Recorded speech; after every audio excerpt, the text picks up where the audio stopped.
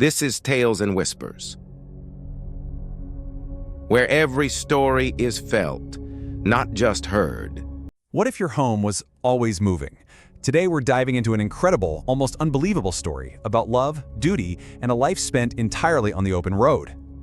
Okay, so let's start with this. Just imagine for a second that your job is the road. I mean, your whole career, your whole workday, it's just that endless ribbon of asphalt stretching out in front of you. All right, now let's take it a step further. What if that truck wasn't just where you worked? What if it was also your bedroom, your kitchen? What if it was literally your only home? And here's the final piece of the puzzle. Imagine, lying right there beside you in that very same truck is the person you love more than anyone in the world. And they're completely helpless. They depend on you for everything, every breath, every single meal, every single moment of their day. Well, for a 39-year-old truck driver named Ni Zhenfeng, this isn't some thought experiment. This is his actual life, every single day. And his story, it's just an absolutely incredible tale of unwavering devotion. So, you have to be asking, how did he end up here? How did this become his reality? Well, it really all boils down to one single moment, one choice that completely changed the map of his entire life. You know, before 2020, life for Ni Zhenfeng was pretty normal. He was a long-haul trucker, building a life with his wife, Cao Yingying. But then, tragedy just strikes out of nowhere. A sudden brain hemorrhage leaves Cao Yingying completely unable to move or care for herself. Now, think about the choice he faced.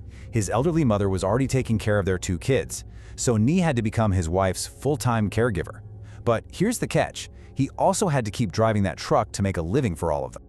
So he's faced with this totally impossible dilemma, right? How can you be a full-time caregiver and a full-time provider at the exact same time? Well, Nit came up with a solution that was pretty radical. He decided he was just going to do both, in the same place, at the same time. He started to see his truck as something more than just a tool for his job. It wasn't just about earning a living anymore. It became a potential home, a kind of rolling sanctuary. You could even call it a mobile hospital, where he could care for his wife while they were on the move. And the amount of love and just sheer detail that went into this transformation, it's just amazing. I mean, he didn't just plop her in the passenger seat. No way. He carefully built this dedicated space just for her. He installed a secure mattress, a special safety belt. He surrounded her with pillows to try and absorb the constant vibrations from the road. And he organized everything they could possibly need: food, water, her medicine, so it was all right there, always within arm's reach. So what this really means is that Ni wasn't just doing one tough job anymore. He was doing 2 of the most demanding jobs imaginable. And he was doing them at the same time inside the tiny, cramped space of his truck cab. It's like he lives in 2 different worlds simultaneously. In one world, he's the professional driver, battling exhaustion, dealing with dangerous roads, managing his cargo. And then, the very next minute, he pulls over and he becomes this incredibly tender caregiver.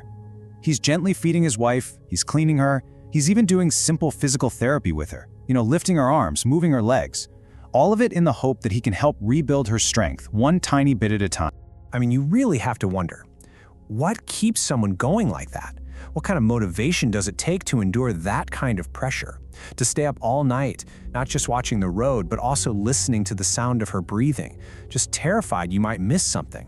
What on earth drives that kind of commitment? Well, his answer, it's so simple, but it's just everything. He said, "She was with me when I had nothing. How can I leave her now?" And that one sentence, it just explains it all, doesn't it? For him, this isn't a burden. It's a debt of love. It's a promise that he is absolutely determined to keep. But of course, this road they're on together is, well, it's anything but easy. It is filled with constant, unpredictable challenges and dangers. And we're not talking about small inconveniences here. A car that cuts him off in traffic could be an absolute disaster. A bad storm could leave them stranded for who knows how long. And an unexpected repair bill? That could put their entire livelihood in jeopardy. But here's the thing. In every single one of those crises, his first thought is never about himself or even the truck. It's always about her. Is she okay? Is she comfortable? Is she breathing all right? Is she warm enough? But what's really amazing is that this story isn't just about survival. Niza isn't just getting through the day. He is actively working, building towards a better future. He has this one very specific dream that he is working his tail off for.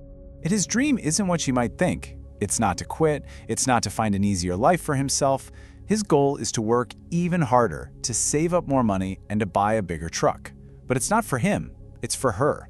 So she can have more space, so the air circulation will be better, so it will be easier for him to do her physical therapy exercises.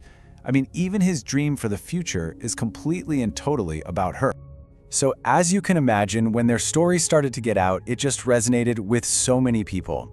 And I think it's because it reminds us of something really fundamental about what loyalty and love actually mean. Something that maybe we forget sometimes in our busy modern lives. And this is where their story just draws such a powerful line in the sand.